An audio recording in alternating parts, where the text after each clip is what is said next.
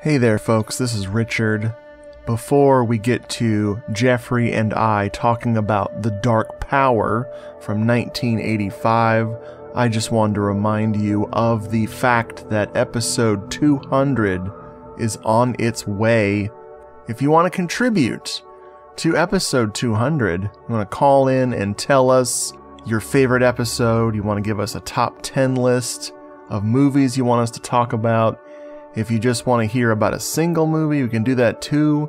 If you just want to give us a shout out, if you want to give us sweet financial advice in these trying times, that is also welcome. doomedmoviethon@gmail.com. The last day you can call in is March 23rd, 2020. So if you're listening to this classic episode in the year 2698, it's too late. You missed it.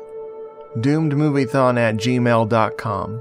MP3s, M4As, MKVs, and if you don't want to do anything technological, write it on paper and then type it into an email. You can also just do emails. But that's it from me. Let's get to this movie talking. On with the show. Well, hello again. Oh, excuse me, I just came in to flush down a few butts. Didn't realize there's already a couple of butts in here. Yeah. Hey! Listen, asshole. You better watch your P's and Q's and mind your manners. You got that, scumbag?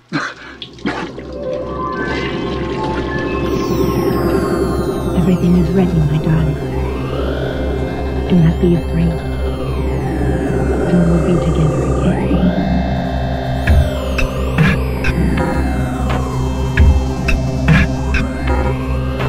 L-O-L-I-P-O-P spells lollipop. This sandwich tastes as dry as hell. And you're not just a funny guy. You're a lame brain, too. This is all the whiskey you possess? You still believe in ghosts, pea-brain? He's a closet! He's a closet! He's a closet! Hello and welcome to Hello, This is the Doom Show. I am Richard. I am joined by Jeffrey, who contains all of the darkness and all of the power. These are the dark days now, I've heard. Oh, these are? These Shit. are. Yeah, it started today. I thought 1985 was the darkest time ever. So say the Toltecs, the ancient Toltec calendars. Folks, we are talking about The Dark Power from 1985, which came out in 88 in Japan. So they say. This is directed by the one and the only Phil Smoot, which sounds like smooch. It also sounds like smut. He's smut, but with a smooch at the end. Yeah. I'm trying to adjust my chair, please. Sorry. If you hear me shake, rattle, and rolling, it's because of that. Also, folks, we have kittens in this house now. So in case you hear some total bonkers noises, for once it's not me, it's the kittens. I mean, you're saying that as if there aren't just normally bizarre sounds that are occurring on your side of the conversation. These would just come out of my body. Pretty regularly, yeah. For once, something didn't come out of my body. Yet. We got time. I found one of those really long trailers for this film that is over 3 minutes, shows the entire movie, so I'm going to play just a little bit of it. I might Give us a trailer for the trailer, please. Folks, if you aren't ready for committing to 3 minutes, here's the 30-second version. Go. It was the perfect house. It had everything they could ever want. Room, comfort, and a deadly secret. It's guarded by 4 Indian sorcerers. Girl, you better watch out, honey. Toltec sorcerers were bad dudes. The Toltecs. Why was Cody so obsessed with the Toltecs? Toltec. Hey, weird company. What are you doing here? Well, I know what I'd like to be doing here. Oh my God! Nothing can stop him now, Ben! All right, you demonic bastard. Let's take this outside. Drink up, boys. The party's just beginning. It looks like the neighborhood is going to hell. So that was the trailer for The Dark Power. We're going to spoil this movie because, good Lord. But it's okay. I'm seeing on IMDb that an IMDb user put this on their could not finish list. So odds are, if you try to watch it, you might not finish it. If you like women screaming for prolonged sequences, if you like whips, whoosh. Yeah, I'd say mostly if you like whips. This is the movie for you. Urban Dictionary. Let's see. Are you going to look for smoot? No, I'm looking up. Well, I'll do that second. Let's look up whip. Well, like Ghost Ride the Whip. I'm hip. I'm cool. I am not. So I'm sorry. Wait a minute. Hold on. They're getting hit with a lot. Ooh, they got an error. Reload to try again. I think Urban Dictionary has been hacked. Oh no. Oh my God. Now and I have been hacked because Lietta's watching Hackers right now without me. Wow. We should just pause and go watch Hackers and then come back. I know, dude. I know. The plague, everybody. Okay, so the definition of whip is it's a dance move, and it can be a car. Yeah. Oh my God, this is boring. I'm so sorry. So let's look up smoot. Oh my God. Oh my God. Is it real? There's many definitions of smoot. Well, what's the best one? I'm trying to find the least filthy one. Oh no. Oh, jeez. Smoot, goddamn. Let's see, there's clean vaginas. That's nice. Yeah. The wetness that you get on your finger when you scratch your ass crack. I don't need to know about the lives of the people who write these things, but I know. I feel like they're telling on themselves. There's a game called Smoot that's basically like tag. That's nice. Feeling pretty smoot myself. Yeah, this just gets dirtier and dirtier. I thought I saw a good one, but now I don't know. Anyway, folks, thanks for listening. We'll get back to you another day when I don't fail as a podcaster by going to urbandictionary.com. This is an educational program. That's right. So, folks, The Dark Power, I have in front of me, scanned by some very kind soul on the internet. This is the Dark Power VHS, distributed by ABC Films in the UK. Always be crappy films. Always be anti-racist. Sometimes. Here we go. Ranger Gerard is sitting at the deathbed of an Indian friend or lover when he hears the legend of the ancient Toltec sorcerers. What? It was Toltec, right? Yeah. Okay, the VHS cover doesn't give a fuck. Oh boy. 1,000 years ago, these cannibals buried themselves alive and have continued to feed on the living in order to survive. Not sure about the cannibalism. Oh, no, there's cannibalism. Oh, that's right. That's right. Yeah. With his dying breath, the Indian begs Gerard to take up his place in the battle against these fiendish demons. I mean, that's not true. Jeffrey, he pleads with Gerard to protect others. Well, that's true. Hey, the English may have invented English, but they don't have to use it. Oh my gosh. To protect others against the evil days to come, when the spirits will mount their attack, to conquer the four corners of the earth, period. Gerard sets out to honor his friend's last wish to fight this terrifying menace he is called upon, to protect a group of unsuspecting college students, who have rented a secluded house haunted by the murderous spirits. So, I mean, that's not true. I mean, it broadly gets it right, but his last wish is just the word Toltec. Yeah. That is not all of what was just poorly expressed. The tagline on the front is, your appointment with fear. Your is capitalized, but then the rest of the letters are all capitalized, so I don't know. This is confusing. ABC Films, VHS. Collector's item. I'd love to know what else these fuckers distributed. Let's see. Mm-hmm. Horror. You should put UK in there. It's happening. What? The comic, The Murder is No Laughing Matter. What is that? I've never heard of that. ABC Films presents the comic starring Steve Monroe, Bernard Plant, and Jeffrey Pirey. Okay. Are you cracking a brewski? You bet. Yeah, boy. It's dark days.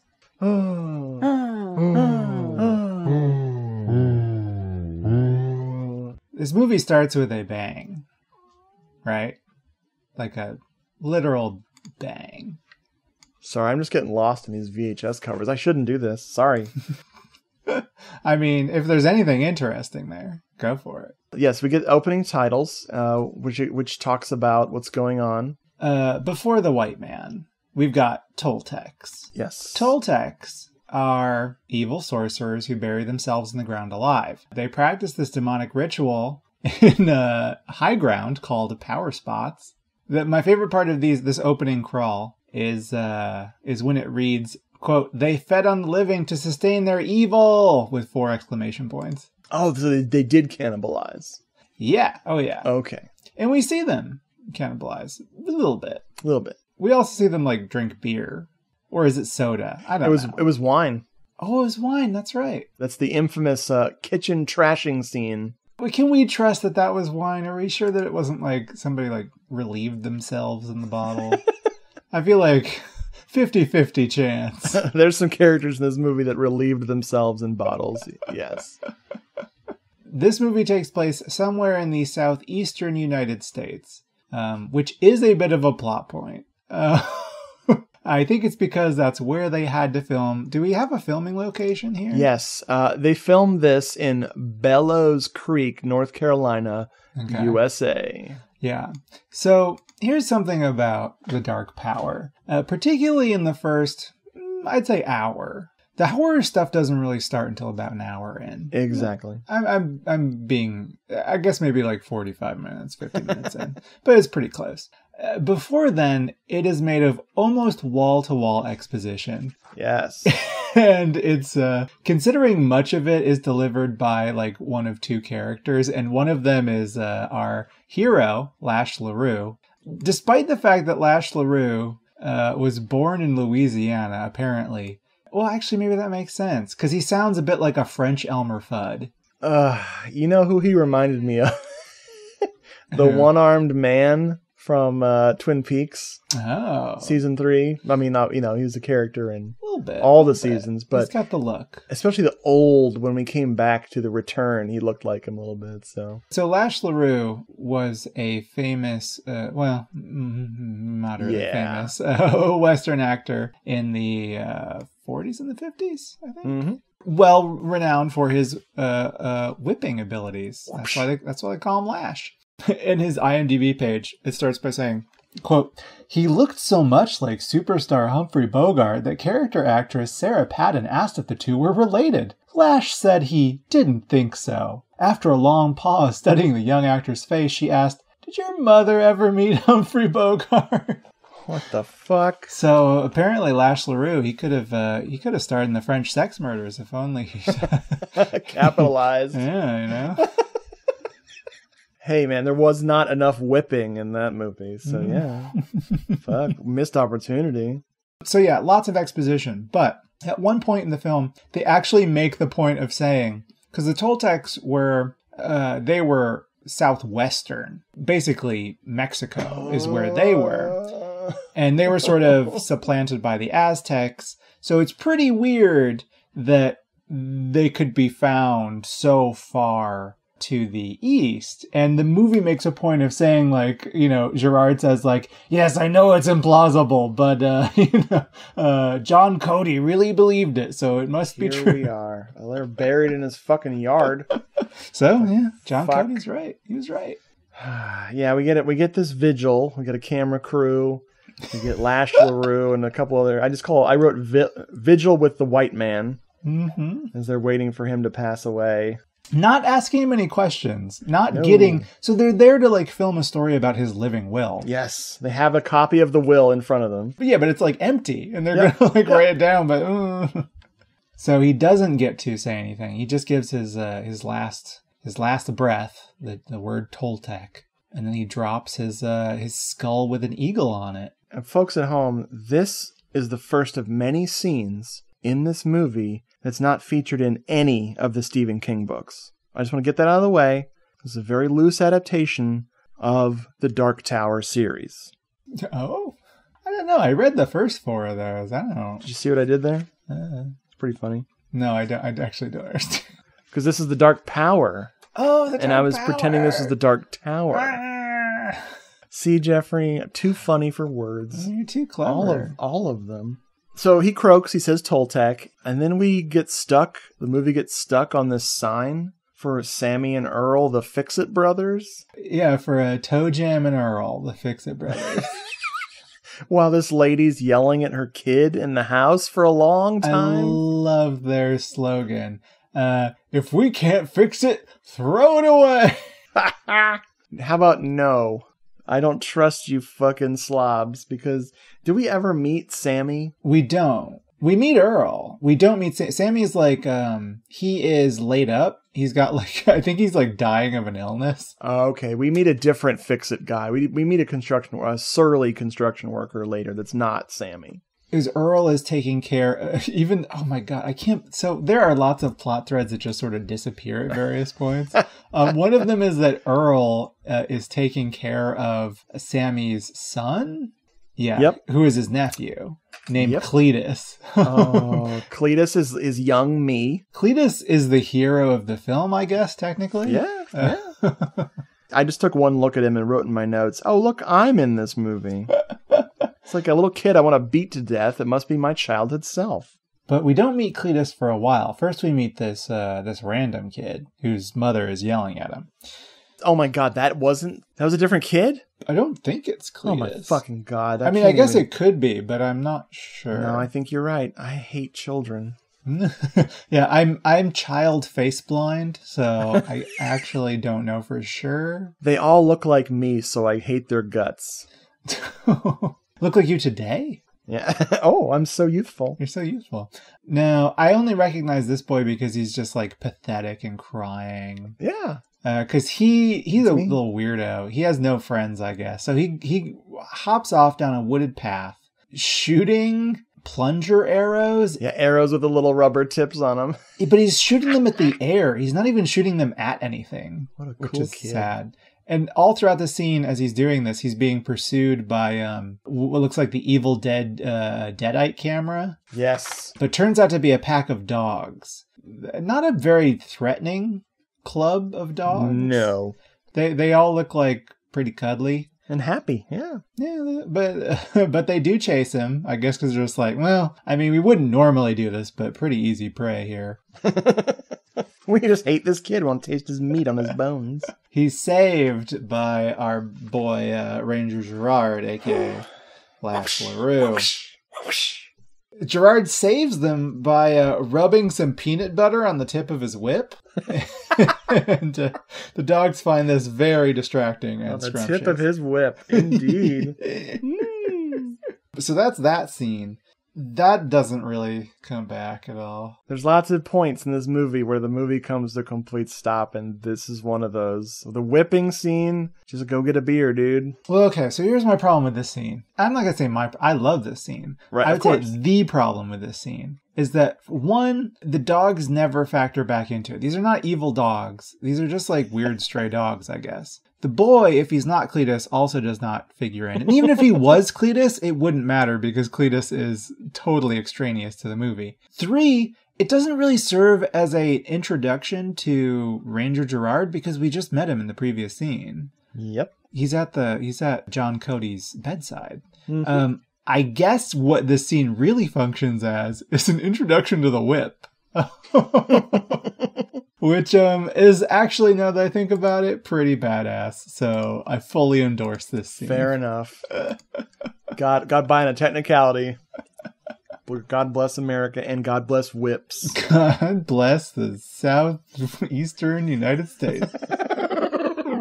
After our pal Cody has passed away, there's a lot of debates and stuff going on about who's going to get his house and everything. And unfortunately for our pal Earl, our good friend Earl, wonderful man. I do have to talk about Earl because the first time I watched this, I thought he was someone else. He reminds me he's got the same energy he reminds me of this guy who was in a few different Ernest movies. In Ernest Scared Stupid, they play the Tulip Brothers. Bobby and Tom Tulip, they sell him like all the troll hunting gear. Yes. But they were the guys that were in the episodes. Yeah, they replaced. He wasn't the same guy as in the show. Because on the Ernest show, it was a different dude. Okay, so this is the one he reminds me of is John Cadenhead. Because that's what's so funny. That's a different actor than the one that played him on the other show. Interesting, because I think they're in another movie too. Ernest Scared Stupid. Is it just Ernest Scared Stupid? But the other dude, his brother, was in all of the shit from. Yeah. Well, he's got the more recognizable face. It's less the look and more the energy of this guy. I just destroyed IMDb. Easy to do. Oh my god, this is fun. Gaillard Sartain or Gaillard Sartain. That's a Lash LaRue of a name. He was the one that was always in all the Hey Vern, It's Ernest shows. Mm-hmm. And then he was in the other. For some reason, I guess he couldn't play his famous character in Ernest Scared Stupid, which is bonkers. Yeah. What the fuck was he doing? Starring in The Dark Tower. I don't know. Yeah, exactly. This actor, though, is just like the dude we're talking about, has wild overacting abilities. Mm-hmm. He also is known for playing sensitive white man in this movie. He's sure very angry about all of these priceless Native American artifacts that are tucked away in a closet. A closet that he wouldn't even take a dump in, he tells us. And he talks about how much it stinks, and I just want to strangle the movie at this point. Here's what I gotta say, though. There's no way to prove that he hasn't already taken a dump in that room. in every room in that house. Oh my god. This is another scene. It's just the closet, and it's just like one angle in a closet. It goes on and on. It goes on, yeah, because it's another scene full of exposition. So like he finds Cody's trinket, which is this eagle plus skull stake, which we learn is a symbol of dark power. The eagle controls the dark power. This whole scene answers all the questions that we ever needed answered, right? I wrote this down with quotation marks around it, so I'm imagining somebody, this is a direct quote, I think it's from Earl. He says, quote, "What would we do without an eagle?" And then he, of course, just to close it out, he casually drops the N-word and casually proposes breaking treaties with Native Americans. Jeez. The weird thing is that this guy later on is actually like one of the sympathetic characters towards the only African-American character in the film. Yep. Which is weird because I guess we see what he's like behind closed closet doors, right? He's closeted racist. In trinket closets, yeah. One of the people who wants this land is a relative of Mr. Cody, and this is David Cody. He is totally irrelevant to the movie now that I think about it. Yes, I regret mentioning him. He is a Native American who does not care about the traditions that his crazy uncle, was he his uncle? No, he's the grandson. Grandson, okay, so he's even more of an asshole because, grandsons are terrible, as we all know. Well, yeah, so his story definitely doesn't pay off because he pretty much disappears at a certain point. And it's not like he gets comeuppance. He's not killed by the Toltec sorcerers or anything like that, which absolutely should have been, right? Because he doesn't respect his heritage. Yes. Or a heritage. Because John Cody's not supposed to be of Toltec descent, right? I don't think so. I think he was just protecting against them. Yeah, he knew that the Toltecs were in this region and wanted to protect people from them. I think that's it. But even then, this guy is trying to just make a buck off of this land that is protected land. But I think the whole point of this character and this scene is just to show us that that Lash LaRue is way more in touch with Indian mysticism than the actual Native American character. Yeah, he really misses his friend. He had a real bond with this guy who died, and he sure did. Obviously, they were lovers. No problem. Yeah. I like it. But there's a bunch of discussion about why he wants this house and how it's gone to him because, of course, there's no living will. So he's going to turn this into a rental property. Fuck. Oh my God. We'll get to that when we get to that. Betraying your grandfather's will to become a petty landlord. Great. Perfect. Tells us a lot about him. That's what your ancestors wanted. Mm-hmm. Then stuff happens, and I thought Gerard was on a date with this reporter. I really thought you would be totally. It's totally fair that you would think that, because this journalist is DTF if ever I've seen someone. She is. Oh my God. Flirting hard. She's like, here's a direct quote. Some girls might be crazier about whips than others. Oh boy, oh boy. You know, and she there's also a lot of exposition, of course, in this scene. She describes like his job, what he does in like very specific detail. I guess he's like a sexy animal tracker and capturer who, like, you know, captures the wild animals and puts them in safer spots. Oh my God. And, you know, he just sort of like bumbles through some of this, like, oh, you sure are a good reporter. She's also, in addition to being a Ranger Gerard expert, she is also a Toltec expert, because she gives us a little bit of an info dump about them. She's apparently just been doing multiple stories on these two topics, Ranger Gerard and Toltec history. Oh, man. Hey, that's her pursuing her dream job. Who are we to judge? Did we introduce her? This is Mary, right? Mary, yes, this is Mary, reporter Mary, played by Mary M. Dalton, star of this movie. Yeah, well, that's the case for most people in this movie. But she did work on the director's other magnum opus, frickin' Alien Outlaw. She was a production coordinator on Alien Outlaw, so. Oh, wow. And a casting director. Oh, my goodness. Well, she, in this movie, appears to know everyone, but we don't really know what her relationship to anyone is. Like, we'll see her very soon sort of recruit our main cast, which is a bunch of college girls, to go live in John Cody's abandoned, or not abandoned, but newly rented house. But we don't have any idea how she knows them. Like, she's not a relation. Yeah. Before that, like, they cut jarringly from this date to them interviewing Mr. Lash LaRue on the camera.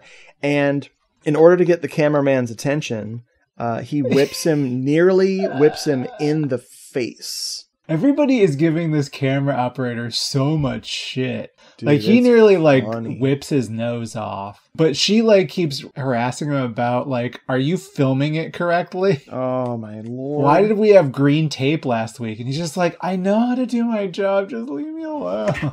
And then she's giving him shit so much that she has to be reminded what she's there for. She's enjoying it so much. So then we cut really jarringly to the church, where I just wrote in my notes, what is going on? And this is where Mary is recruiting her friends to live in this house. This is important, folks. We're going to try. I know I'm going to try. Jeffrey, you're under no obligation to try. To keep these characters unconfusingly separated from each other. These ladies. I know most of them. So we're introduced to Beth, who is sort of our hero, I suppose. Yes, she's like our final girl here. She is our heroine. One of our final girls. Yes. She is not able to dorm with her friends because she got a bad, like, housing raffle number, I guess. So now her option is just, instead of live with strangers, oh, I have no home. Gotta go live in a in this weird house out in the middle of nowhere. Because she gets hooked up with Lynn, who she doesn't want to live with. Like, her mother sort of sets it up. Nobody likes Lynn. And as we'll see very shortly, for a very good reason. But she decides to go along with it because Beth is like, Beth really sells the place. She says, the place is, quote, like new. I would say if I bought this house on eBay and somebody said like new, I would be very upset. She also describes it as, quote, a little peninsula kind of thing. And she does also say, it's guarded by 4 Indian sorcerers, witch doctor types, they worship the dark powers, blah, blah, blah. But they're like, hey, come on, Beth, take a chance, right?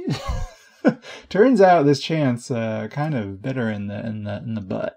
I'm just looking at the acting credits of these ladies. Well, I don't believe that anybody was really in anything except for Lash LaRue, right? Well, actually, the girl we're about to talk to, Tammy. So Tammy is our black friend, and she's one of the coolest people, if not the coolest person in the movie. Yeah, and her and Beth are good pals, and her and Susan are also, they get along, of course. Tammy and Susan, these 2 other roommates, they are the best characters in the movie. They're very cool. Yes. Lynn, let's just emphasize, she does not represent anyone. She does not represent the feelings and thoughts of anyone. When I looked at her credits, I was very surprised to see that Lynn had not been in anything else, because I feel like she looks exactly like somebody that we've seen in many horror movies. But I can't pick out who. Tammy is played by Cynthia Bailey, who has been acting ever since. Not a lot, but she was in such classics as Without You, I'm Nothing from 1990. I don't know what that is. But she was also in The Cosby Show for an episode. Don't forget Sharknado 4. Oh, shit. The Fourth Awakens. Have you seen any of the Sharknado films besides the first one? I have not. I'm holding out for Zombie Tidal Wave that's coming out pretty soon. I heard that there was a Clown-nado coming. I've heard of that, but I don't know. I've not seen it. I'm interested in a Clown-nado. I would watch a Clown-nado. She was in an episode of Life Twirls On and Jaheim, Chase Forever. Okay. Baby. Oh, these are music videos. Hey, look at that. Well, I mean, she's worked more than most people in this cast. She's worked more than everyone in this movie except Lash LaRue, who's also dead. Yep. So she wins. Yay, good for you. She doesn't want to move in. She thinks the house is spooky. She knows all about this Toltec bullshit. Yeah, she's another Toltec expert. She's like, direct quote, Toltec sorcerers were bad dudes. Yep. I believe this is another quote from Tammy. We need to stress that Tammy is awesome. Another line from her, quote, "You're talking my kind of trash now, lady." Yes. That is a quote that will enter my conversational repertoire. Booyah. For sure. My favorite thing is once we were introducing all these ladies and all the pieces are falling into place, I began to have a very peculiar sensation, a very familiar deja vu-y kind of a feeling. And I wrote in my notes, this is turning into a real boarding house situation here. For sure. Oh, my God. Doubly so when we have in the opposite direction when we have a man move into the house. Lord Almighty. He must have seen boarding house and then figured out this is how you behave around a house full of women. So this is a thing I'm a little confused about, though, despite having seen this film a few times. So we have Susan. Now, Susan, all right. So Susan is the one who likes to work out. We see her working out once, and then she does a lot of stretching and very high-waisted underwear at various points. She's preparing for her date with Tom Selleck or Arnold Schwarzenegger, depending what mood she's in. So we have Susan, we have Tammy, we have Beth, we have Lynn, but then I think there's somebody else, right? There's another woman, because there's the woman who takes the bath. We've got. Do you remember that? Yes, I don't know who that actress is. I don't know who that is. No idea. They do not introduce that character. Not that I can remember. If they do, we're not paying attention. But I think she lives there, or I guess. I mean, why would you take a bath there if you didn't live there? I don't know. But yeah, I don't think, because she doesn't show up later, she's not killed at any point. I wonder if it's a situation where they wanted a nude scene, which clearly they did, but none of the actresses wanted to do it, so they got somebody else, the random Bring in a ringer. friend. I guess so. I don't really know. It's weird. Very weird. So I do have something I want to talk about here. Yeah. This apartment, this house is a freaking pop culture frickin' zenith for the 80s. Here are just a few things. Yeah, what'd you notice? Because I got a few, yeah. We got some Diet Coke. Lots of Diet Coke. That's timeless. A Star Trek poster. I believe it's the motion picture. It's the motion picture or Wrath of Khan. Probably the motion picture. Yeah, it's got that vibe. It's got the motion picture vibe. I got a Young Frankenstein poster. Mm-hmm. I think there's a Godfather poster. And there's a right. Bud Light poster. Well, there's the Bud Light neon sign. That's it. Yes. There's also a Scrooge McDuck plush. Oh, Jesus. There's some other Disney characters, but the Scrooge McDuck really stood out to me. Oh my God, it's so great. Now, I think this house came decorated. These were those were John Cody's decorations. Yeah, these were his things. That reminds me. So I like the idea of John Cody being very insistent that those cannot be taken. I watched the movie The Intruder last night, the one from this year with Dennis Quaid. Yes, where he's like he sells his house but won't leave it, and he gets really upset when they take down this tapestry he had right over his bed. That's like really awful and just has this this embroidery of like this old looking child. And he gets really, really mad when they take it down. What? That's what it reminds me of. I like this idea. This is my headcanon. John Cody, huge Scrooge McDuck, Star Trek the motion picture fan. Who wouldn't be? Just for the fun of it, just for the wine of it, just for the taste of it, Diet Coke. Just for the style of it, just for the swing of it, the real cola taste of it, Diet Coke. Just for the thrill of it, just for the thrill, just for the style, just for the fun of it, Diet Coke. Just for the look of it, bring on the fun, just for the taste of it, Diet Coke. The opposite of the pleasure of Diet Coke is the ridiculous racism of Lynn, which we've tiptoed around but haven't really dealt with. What a fucking piece of garbage. Now, you and I were talking before we started recording about, this movie has kind of an anti-racist message to it because, spoiler alert, the racists get murdered. Right. But what about the rest of it? Okay, so Lynn and eventually her brother, what's the brother's name? Craig? Yeah, Craig. Ugh, Craig. They're going to be introduced soon, and Craig's friends too. They're all racist, they're all pieces of shit, but the movie acknowledges them as racists and pieces of shit. So that's good. And they get killed, which is good. Especially because this is 1985. It's 2019 and we still have some of these issues. What? But we cured that in the 90s. Nevertheless, and I mean the film is like clearly loves Tammy. She's I think the film's favorite character, as it should be. It's weird. It's actually unfortunate they didn't just make her the hero of the movie, but she's pretty close. She's pretty close. I mean, Beth is a nothing. I mean, she's just there. But the movie, pretty racist against Toltecs. Yep. Now, granted, do any Toltecs exist? From I'm no Toltec expert like everybody else in this movie. But yeah, Toltecs don't exist anymore. And I would actually say that though we do learn that John Cody, the Native American man, experienced a lot of racism in his life. Like he was, I guess the townspeople were very mean to him. Like teenagers would come and like cause mischief on his property. The movie does say like, yeah, he was right. And he was trying to protect people and is a hero, even in death. So, I mean, that's something. But yeah, I mean, I guess if you're really feeling like, if like Toltec culture means a lot to you, I guess this would be a little racist. I don't know. Again, I don't think Toltecs exist anymore. They definitely don't exist. I mean, a movie, I don't know. It's still a little. It's not right. Yeah, it's definitely othering. Yes. Past civilization. Even if they're long gone. So, I don't know. Weird movie on that count, but I do appreciate its anti-racist message, at least in one small avenue. Yes.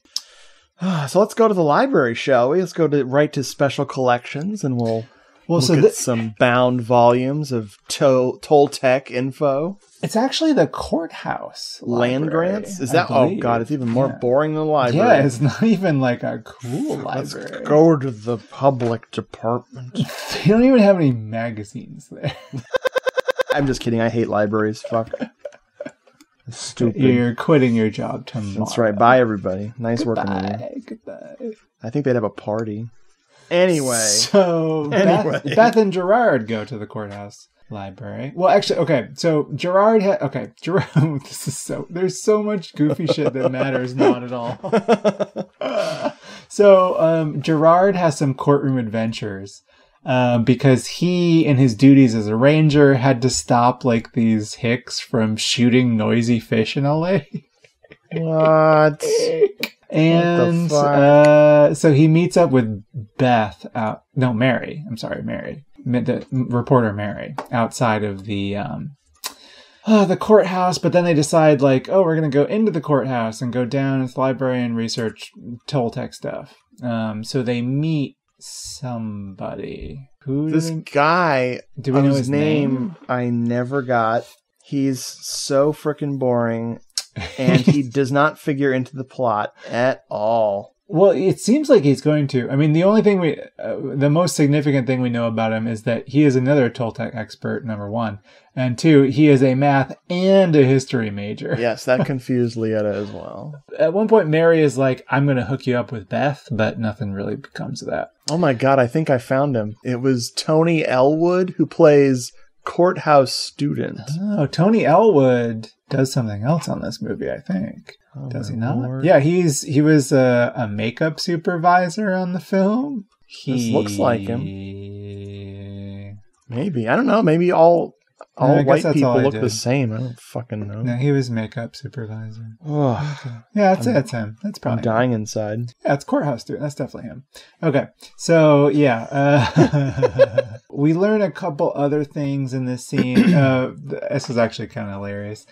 John Cody, the Native American man who owned the house, wanted all of so he believed that Toltecs were in this region despite the improbability of that. They're in Totem Hill. He took Totem Hill, he took possession of Totem Hill, made it protected, and wanted any uncovered artifacts, now or in the future, to be given to the Navy and buried at sea.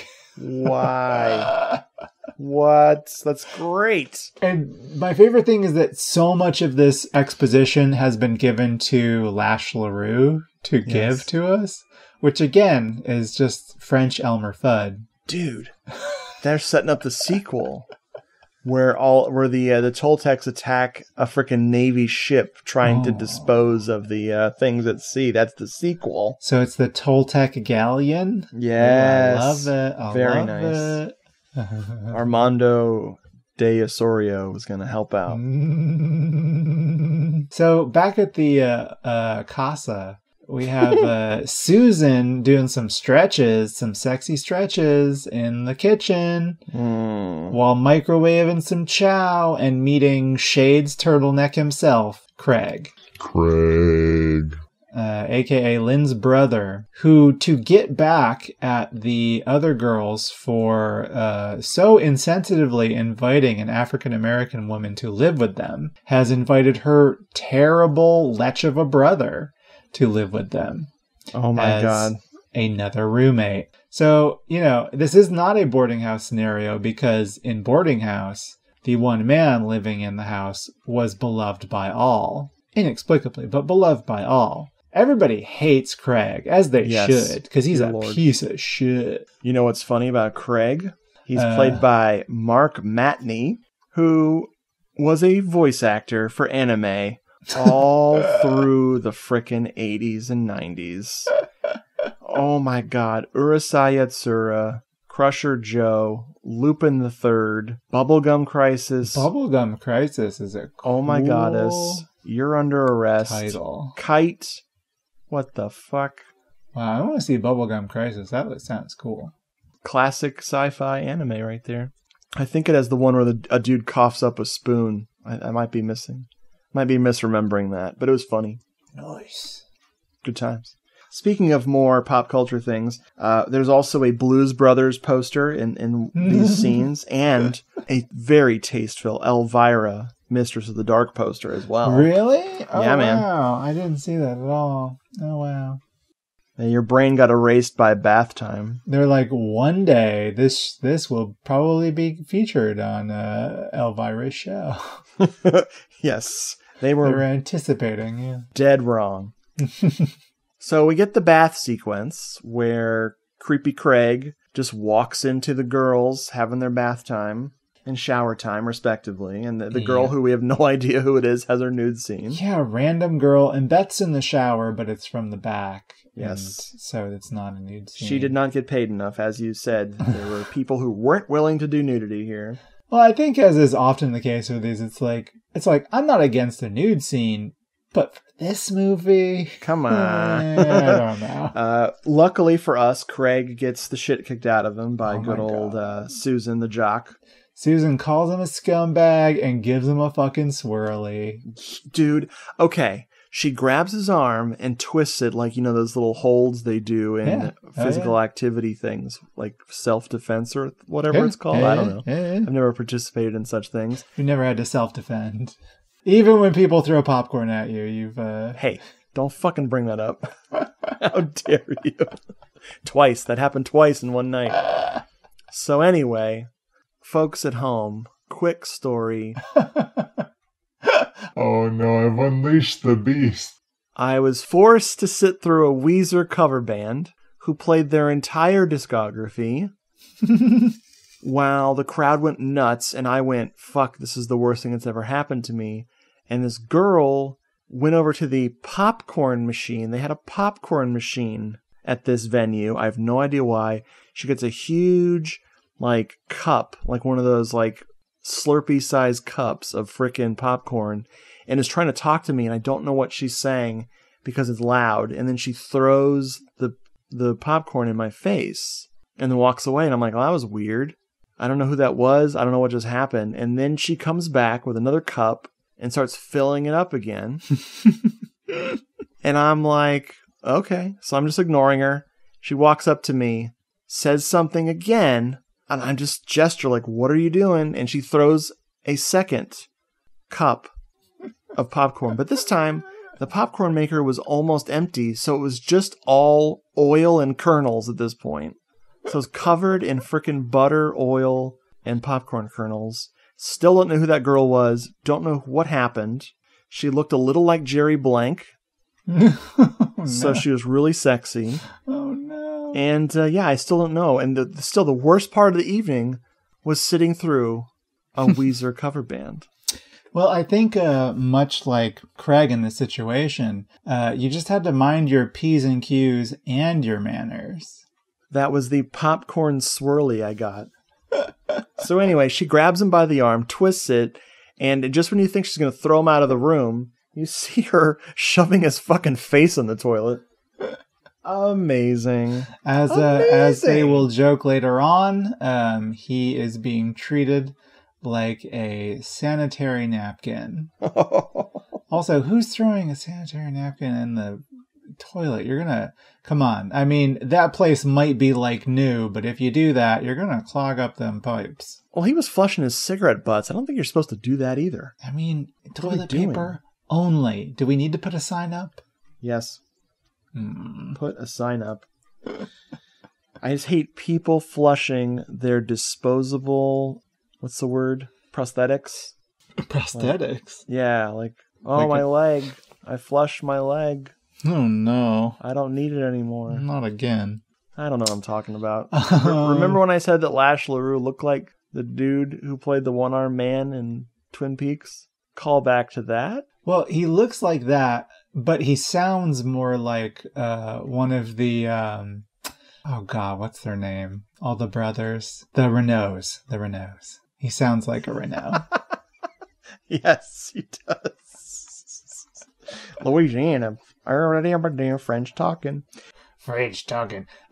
We do have lots of cutaways throughout all this back to Gerard and his new wife, reporter Mary. And at one point she describes him as having, quote, sensitive eyes. Which, you know what? Agreed. He looks like a sensitive man. She's a good actress. Because she's convincing you that she's actually attracted to this very old man. She's gonna get whipped.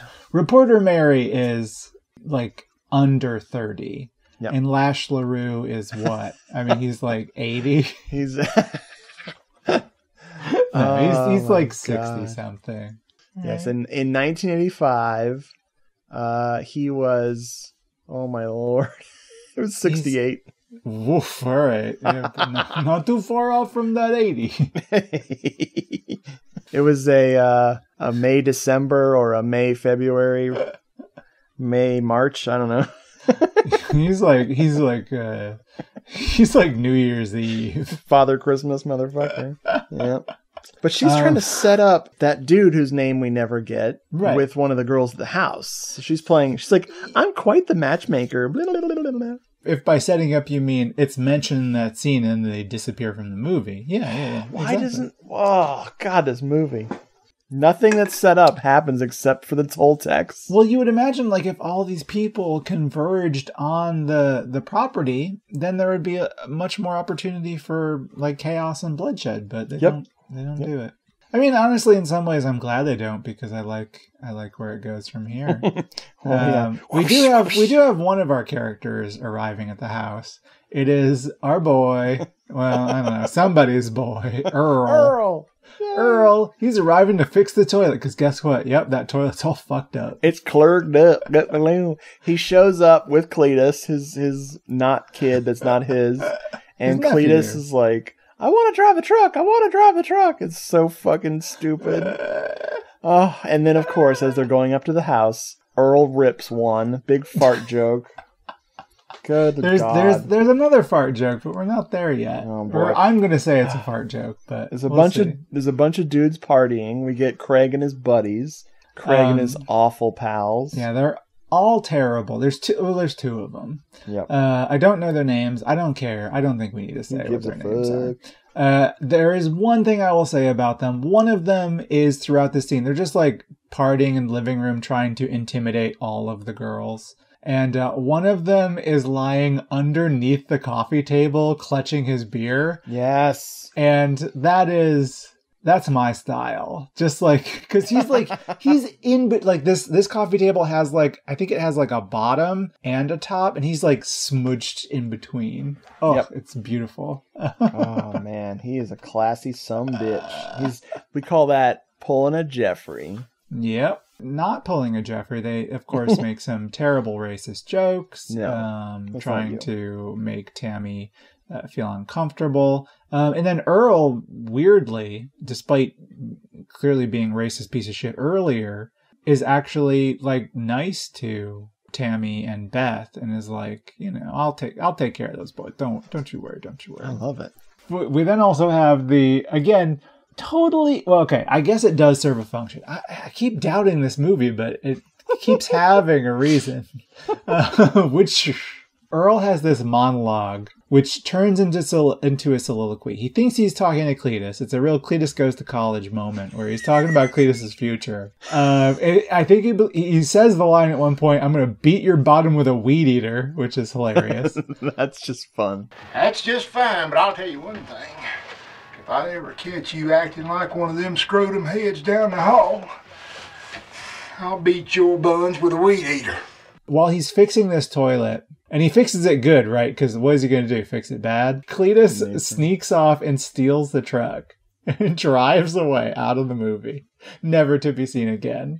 And in response to this, Earl sees him driving off and throws his wrench. And that's the thing that does it. It disturbs the earth. And when he goes to pick it up, a zombified hand pops out of the ground to grab him. And that's all. We never see Earl again. He throws his like wire strippers. It's like it's not even a yellow. wrench? Yeah, they're like yellow handled wire strippers that you'd like clip the ends off of some wire. What would he be doing using that to fix a toilet with? It's so random. I think they picked it because the handle was like brightly colored. Weird. Yeah, because it's at night. Weird. Makes a lot of sense. Weird. He gets gotten because, of course, the Toltecs have chosen to arise And, well, I mean, we do learn from a voicemail left from reporter Mary on Gerard's phone that she was hanging out with that what's his name, Tony Elwood boy, and they found out that today's the start of the evil days. The evil days are here, and they never left. We're still AKA in 2012. 2019, man. No, 2012 was the end of the Mayan calendar. Yeah, but we're in Toltec time here. What year is it? It's okay. It's okay. Just stare into the Star Trek the motion picture poster. Yes. And lock eyes with Elvira. Move on. V'ger. The first of our wonderful Toltecs shows up and is at the front door, and one of the partying dudes goes, "Whoa, weird company." So, the Toltecs. Let's talk about the Toltecs for a moment. I thought there was only going to be one. I didn't know there'd be 4. Oh, yeah, there's 4 of them. They're great. I would say they all look like the Neon Maniacs doing Scalp's cosplay. But it's even worse than that. One of them looks like he's wearing like pajama pants. He's like the lead. Oh my god. He's the lead Toltec. But then another one's wearing like a cowhide like girdle.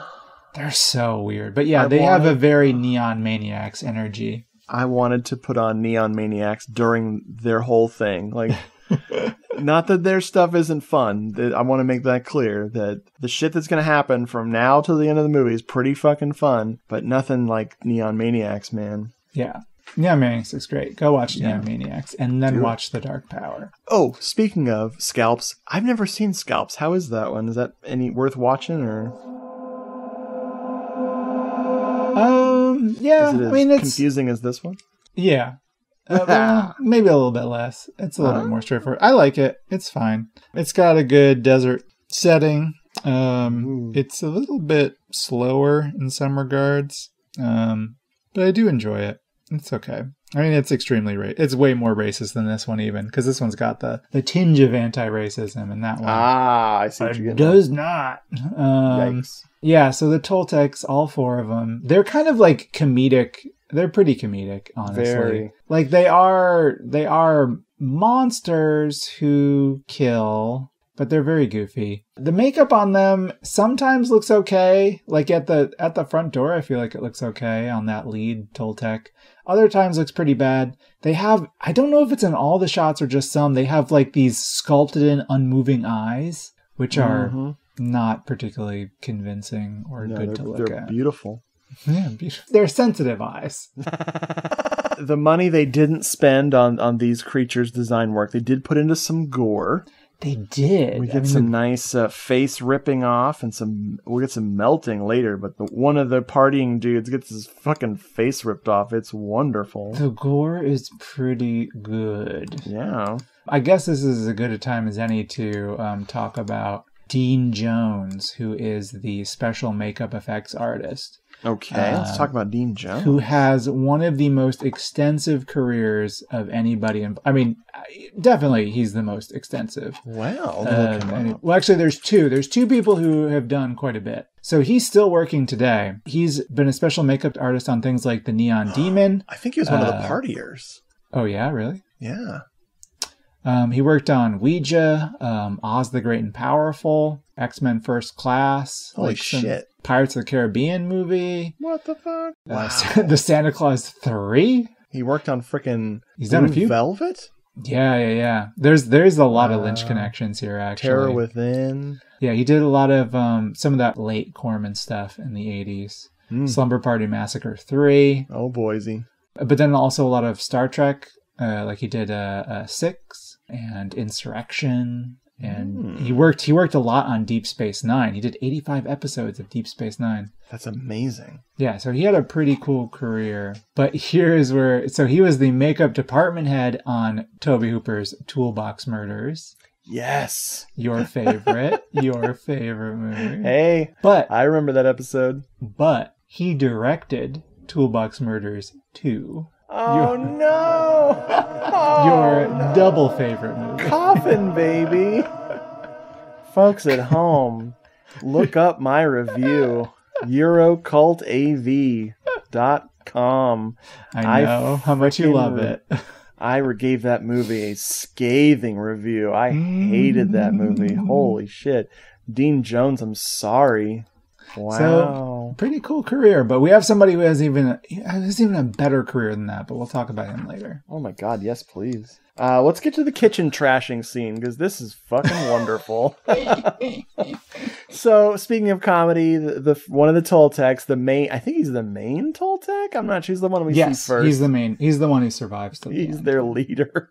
He fucking trashes the kitchen. The girls are upstairs. They're thinking the partying's still going on, knowing. Here's the thing. I don't even think they're upstairs. I think they're in the room right next to the kitchen. Because when they walk out, I think one of their rooms is upstairs. Okay. I think maybe Tammy's room is upstairs. So maybe. I need to mention Tammy's room for a second, because Tammy has a Hawaiian mask, a wooden mask, hung up in her room that I have hanging up in my office right here next to me. What? It is the exact same mask. I can't tell for sure. That's too cool. I am 95% So you bought it on eBay as a certified prop from this movie? No, my parents bought it from Hawaii when they were there, and they gave it to me. Wow. So she's got the Did they same honeymoon in exact mask. Hawaii? Because my parents actually honeymooned in Hawaii. Yeah, no, I don't think so. I don't know where I don't know why they're pretty in Hawaii. cool. But yeah, so I got Tammy and me. We're connected. I'm pretty sure that Beth's must be downstairs, because I feel like when they run out to get the good silverware, it's just in the next room. Oh God, it's so good. He's drinking wine. He's breaking plates. He's grunting a lot. He tried to eat something that wasn't good, and he puked it up. And it's oh my God, it goes on forever. It's almost as long as the whipping scene coming up. But just kidding, nothing's that long.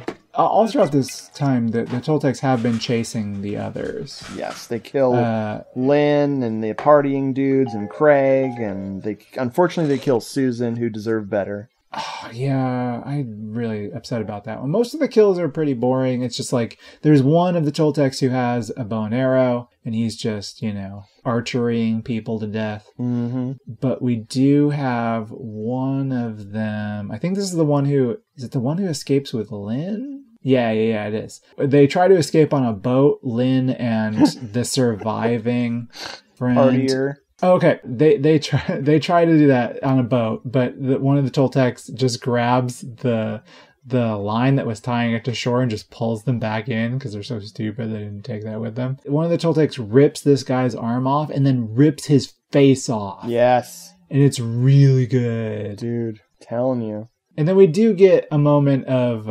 catharsis also when Craig has an arrow shot into his head. Yeah. And then the archer Toltec comes and collects the arrow because he runs out of arrows. And he pulls it out, and it's got a little bit of brain matter on it. So he just slurps it up, slurps it down. They're cannibals. We get the comedic tomahawk scene. Where the guy who's got the two tomahawks, he whips them around, and they actually added a little to the soundtrack to make you think he was spinning them, but the actor who's playing the Toltec can't spin them, so he's just going waving them around. They add the spinning sound effect. It's very cute. But he goes to kill Susan, throws the tomahawk, misses her completely, and it goes into the stomach of his pal. His pal who already has an arrow sticking out of him because he got hit by an arrow. Yeah, earlier. so I was hoping for a recurring thing where he would just have more and more objects more damage. That would be stuck very to funny. him. Alas. I mean, the best part is when the Toltec, who is the axe thrower, does a little shrug afterwards, what can you do? Sometimes you miss. The Toltecs corner our pals Tammy and Beth in where else but the frickin' room. Oh yeah, before they get there though, Beth, it looks like she's about to be assaulted by one of the Toltecs. Sexually, I'm not sure what he's doing to her on the pool table, and then Tammy jumps on his back. It's great. Yeah. And then they wrestle for a bit and end up trapped in the old trinket closet, where I wrote in my notes, this movie needs more screaming. Well, Tammy is very resourceful in this scene, though, because she figures out somehow that these little eagle skull stakes are the best way to kill the Toltecs. Oh, because of the report on TV. She turns on little tiny TV by accident, and it's the reporter, Mary, talking about the frickin' how to kill the things. That's how she learns. It's ridiculous. And the Toltecs, of course, are very distracted by the TV. It's beautiful. 20th century technology. And then Tammy single-handedly kills 3 of them. 3 of the 4. Such a badass. Yeah, she rules. She's also she's just super resourceful.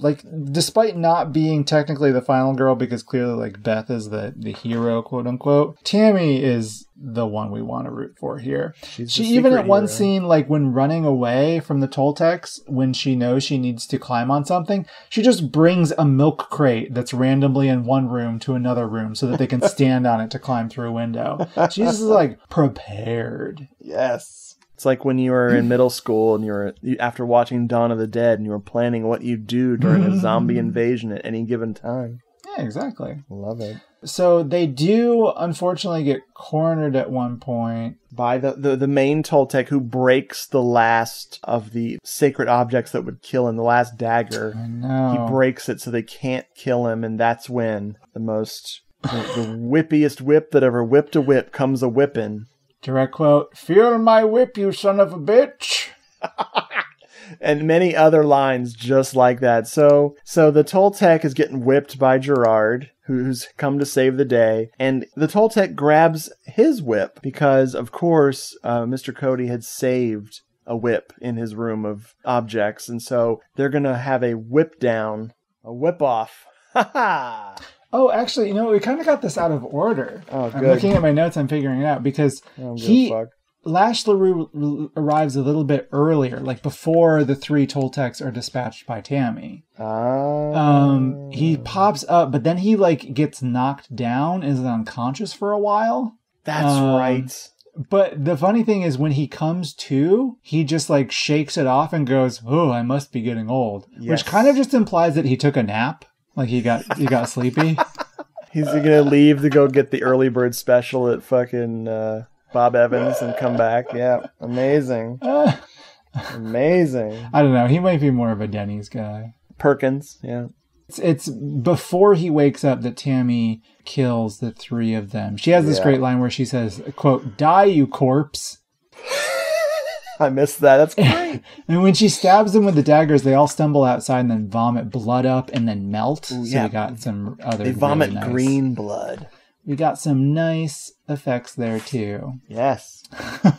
So yeah, it's after that point when it's only the one left that Lash LaRue wakes up from his afternoon nap and is like, "All right, you demonic bastard, let's take this outside." I believe it's around this time that Lietta asked the fateful question, "Oh, Jeffrey, what have you done?" Well, this is the entertainment that I crave, personally. What I really want is a man dressed up in in pajama pants, in zombie makeup, whipping the air in front of him with an old man who used to be in Western movies. I just screamed, "What the fuck am I watching?" This whip-off is 3 minutes. It's very long. It's fucking crazy. So the thing about 2 people with whips who are whipping each other is that most of it is them not whipping each other. They're just whipping the air. Just filling up the fucking running time with a bunch of bullshit. It's fucking hilarious. Lash LaRue has a really good line at one point where he says, "Oh, you're not doing so good with that whip. You want to switch weapons or something?" Oh, my lord. And then I think they do switch or something, because all of a sudden he says something to the effect of, "Aha, this whip is working on you better," or something. It's so No. He has that special whip that was given to him as a gift by John Cody. What he recognizes is that once he actually hits him, which he hasn't been doing, it has an effect on him. My favorite part of this scene is when the Toltec is at the top of a porch staircase. I mean, he must be 6 feet up in the air, and Lash LaRue is down at the bottom, and they're they're whipping in opposite directions and clearly just, again, not hitting each other at all.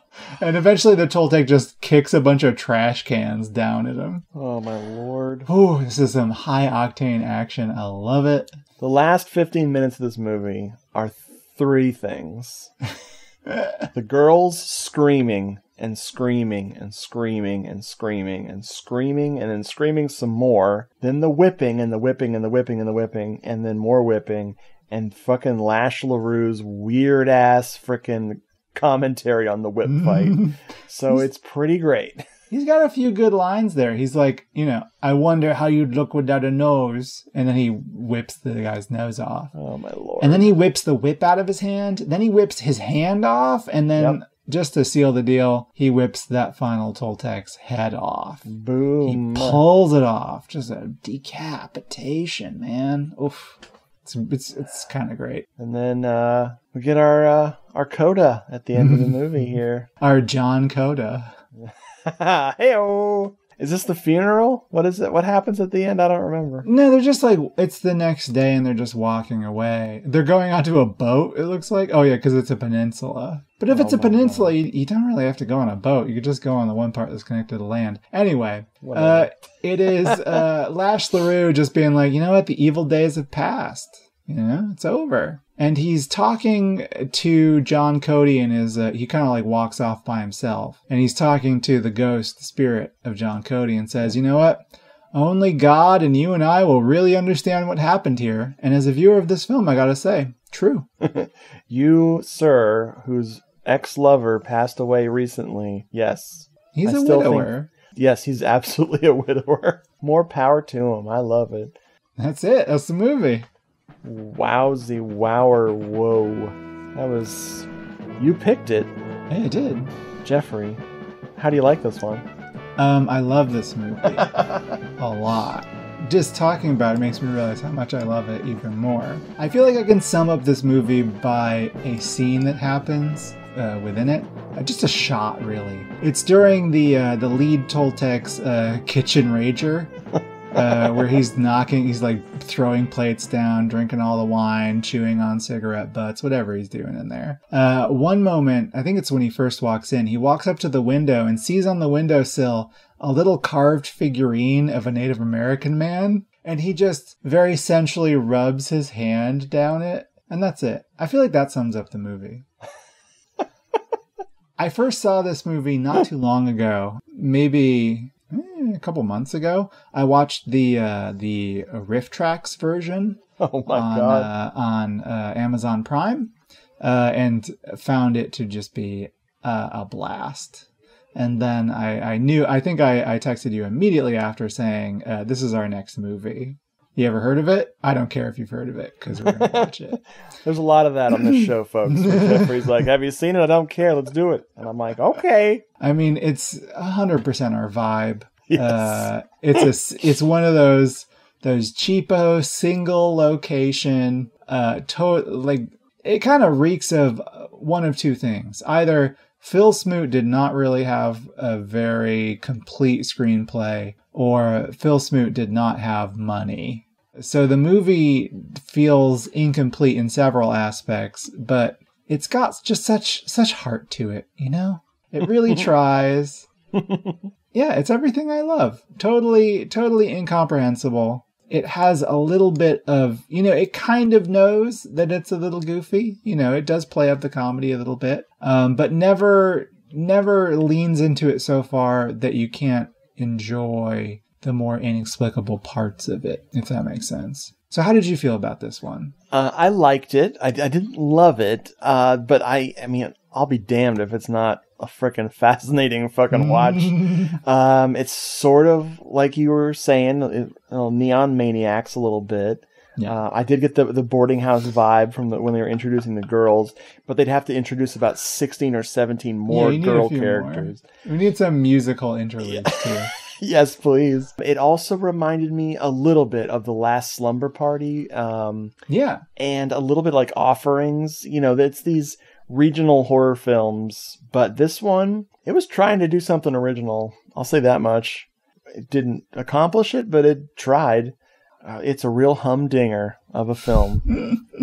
I was so shocked when you helped me acquire the film that it wasn't a VHS rip, that it was a freaking DVD, like a really nice DVD rip. And I was like, what? And then I remembered just before we started recording that this freaking guy directed something I bought but never watched called Alien Outlaw. And I bought it based on the cover and then put it on one day and I said, I don't want to watch this, and turned it off and then sold it. Yeah, that's his only other. That's Phil Smoot's only other movie. It is, I think, much more broadly comedic than this one is. They're both fun. I would recommend maybe going into them with the riff tracks versions first, honestly. Did they do riff tracks of both? They did both of them, yeah. Oh shit, that's hilarious. Phil Smoot, these were the only 2 movies he directed. He did a short film just last year called The Little Ghoul Girl Grows Up. I don't know. Oh, bless her heart. But he has worked on a bunch of things in like weird small capacities. He was a miscellaneous crew on Kevin Smith's movie Tusk. the stoner movie that was conceived on a podcast. His actual title there, I believe, is production consultant. I don't even know what that means. He did, as a producer, mostly a line producer, he did a couple interesting things. He was associate producer on The Boneyard. Have you seen that one? No, but I know of it. Phyllis Especially Diller. from its the cover. Oh, yeah, my Lord. That one is so much fun. Definitely Cool. see that one. And another one that people have said good things about, I haven't seen it. It's one of those After Dark films, The Grave Dancers. Yes, I like that. That's a good one. Yeah, people have said that. I haven't seen it. He was production manager on Frederick Friedel's Axe. That's crazy. What? Yeah, Axe. That's fucking crazy. In that's 74. That's way before he did any other stuff, too. That is a freaking famous, speaking of regional horror films. Yeah. Wow. He also was production manager on Hellraiser 3. That's and close to my heart. Children of the Corn 2. I have seen that, but I don't remember it. Both of those in the same year. What? And the weirdest thing, and it's a weird credit, he was also what does it say? Budgeting development only, uncredited, on the 1996 Crucible with Daniel Day-Lewis and Winona Ryder. That's definitely his most legit thing. It sounds like they made him sign a contract and he wouldn't overemphasize his involvement in the movie. That's so specific. He worked on the he did budgeting for the Stephen Sommers Jungle Book. That's something, I guess. Ooh. So, he had a bit of a career. But yeah, he was a boom operator on the Hunger Games, uncredited. Again, Damn. contractually obligated not to overemphasize his involvement. Can't claim anything else. Oh, Phil. See, look at that. If you dare to dream. Man, oh man. That's fucking hilarious. There is somebody else in this. Most people who worked on this movie have nothing really to their credit, except for the cinematographer. Which in this movie is, not much you can really say about it. I mean, it's fine. It didn't look too bad.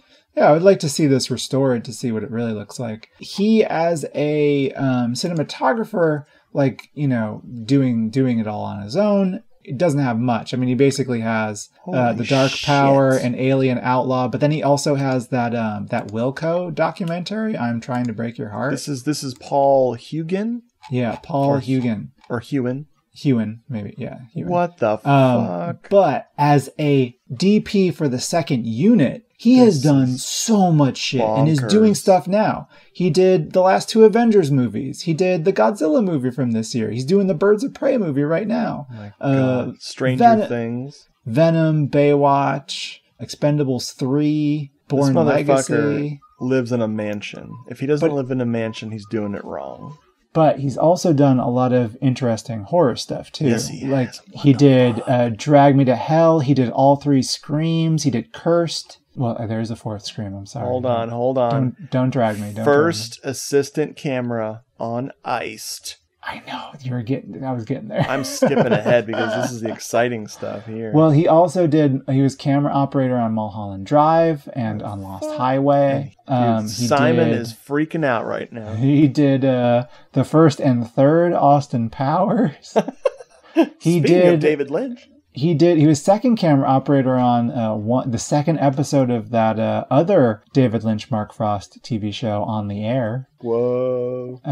He did a Paul Bartel movie, Scenes from the Class Struggle in Beverly Hills, Miracle Mile, Lady in White, the Prince documentary, Sign of the Times. Dude, this guy has had a career. Holy shit. Yeah, pretty cool. Ruby. Oh, not that Ruby. Not that Ruby. Not the good Ruby. I'm not sure what Ruby this is. And the one about Jack Ruby. This is a Danny Aiello Ruby. Boring. Dude. But yeah, pretty awesome career. That guy's definitely doing all right. Wow. I'm looking at a movie. I'm trying to remember what this movie is. It's called Body Slam. What the fuck is Body Slam? Body Slam seems like it should be the second Hulk Hogan movie. After No Holds Barred. It's not about punk bands. It's about a down in his luck music manager who's having a hard time. I just got bored reading that. Body Slam. Roddy Piper's in it. Holy shit. Charles Nelson Riley's in it. Look out, world. This is not interesting. Help. Folks out there, if you've made your friend's regional horror film, one day you'll be working on a frickin' Marvel movie, making huge ass money, working with frickin' famous ass people. I love it. As of today, the second unit director on this movie. No, the cinematographer of this movie is the second unit director of photography on the top grossing movie of all time. Phil Smoot calls him every day like, hey, I got a screenplay I've been carrying around since I stopped making my own movies. Help. It's called Darker Power. It's called Slightly Less Racist Power. Anyway. Whew, I'm drained, dude. This movie drained my dark power right out of me. The kittens didn't even crash the party. Man. God, Gorgon and Spasmo did not make cameos, so I'm sure that'll change as they get older. Oh, yeah, for sure. Oh, my God. Well, I'm going to go dump my head in a toilet to cool off. I'm going to go stare at my Blues Brothers poster for a while. Fucking have another Diet Coke. I'm going to go meditate in my power spot. I'm going to go hang out in the trinket room. You know what we say at the end of all these movies? If we can't fix it, throw it away. On that note, bye, folks.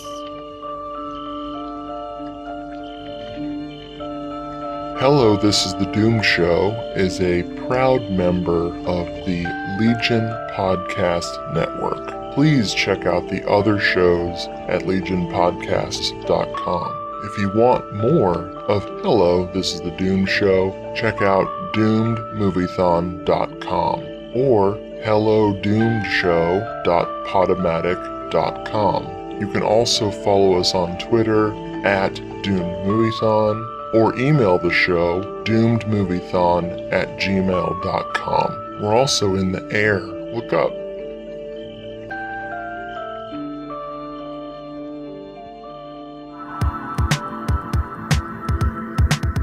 If you enjoyed this show, then make sure you check out the other great shows on the Legion Podcast Network, like Cinema Psyops, Cinema Beef, Devour the Podcast, Duncan and Bo Come Correct, Exploding Heads Horror Movie Podcast, Friday the 13th, Get Slayed, The Hellming Power Hour, Hello, This is the Doom Show, Hero Hero Go Show, Kill the Cast, Underwater Kaiju from Outer Space, Jerry Hates Action, Legion After Dark, Mental Health, Obsessive Cinema, Discourse, Pick 6 Movies, the podcast by The Cemetery, the podcast on Haunted Hill, the Psychosemantic Podcast, Rick Radio, House of Wax, Dude Looks Like the 80s, Rabbit and Red Radio, the Shadecast, Short Bus Cinema, 2 Drink Minimum Commentaries, the VD Clinic, Who Will Survive Horror Podcast, and Witch vs. the Doomsday Clock. With such a wide spread of shows, there is guaranteed to be a niche for you to fall in love with.